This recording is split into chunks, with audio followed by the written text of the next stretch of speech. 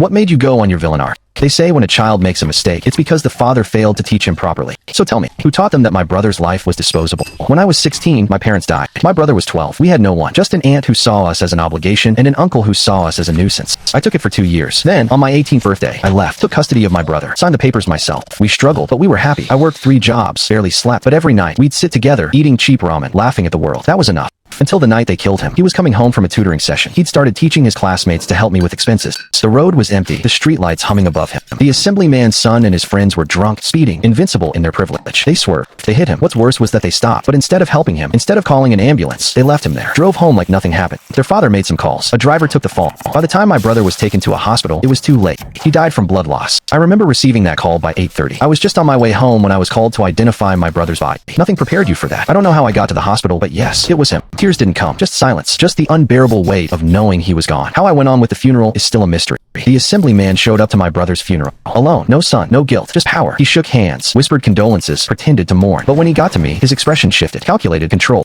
He didn't offer an apology. Didn't even acknowledge his son's role. Instead, he pulled out an envelope. Thick, heavy, blood money. You should take this. Mistakes happen. No need to ruin my son's future. A quiet threat disguised as sympathy. A bribe wrapped in empty words. Don't let this mistake ruin my son's future. Like my brother's future hadn't already been ruined. For 3 years, I swallowed the rage. But I didn't waste time. I studied. I learned. I became a ghost in the digital world. A hacker. Untouchable. Unstoppable. Then, I walked into the assemblyman's home, dressed in a suit, smiling like I was just another eager contractor. They didn't recognize me. Not him. Not his son. Not the boys who ended my brother's life and walked away without a scratch. They were still reckless. Still dangerous. Still untouchable. Then I read about a girl. She tried to sue one of the son for sexual harassment. Days later, her parents lost their jobs, forced to leave the city. It wasn't an accident. It was a pattern. So I broke it. I copied every file, every corrupt deal, every bribe, every cover-up. Then I exposed it all. The assemblyman scrambled to find a scapegoat, but I was ahead of him. The government seized his assets. He was thrown in prison. And without him to shield them, I turned my attention to his son. Every crime, every assault, every life they had destroyed. I made sure the world saw it. They became public enemies. The assemblyman, once powerful, untouchable, terrified, took the coward's way out. He hung himself in his cell. His son shared that same cell. Justice wasn't given. I took it because they killed my brother and thought they could forget. Now, the world will remember him.